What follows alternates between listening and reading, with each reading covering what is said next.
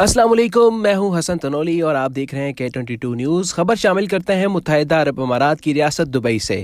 Chairman Pakistan business forum France اور سی او شمع group international سردار ظہور اقبال کی دبئی میں جاری دنیا کے سب سے بڑے food and beverage sourcing event میں شرکت، اہم کاروباری شخصیات سے ملاقاتیں بھی کی۔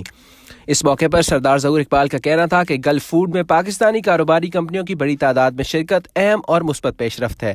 اس طرح کے ایونٹ سے پاکستانی اشیاء و خورونوش کو دنیا بھر میں پذیرائی ملے گی۔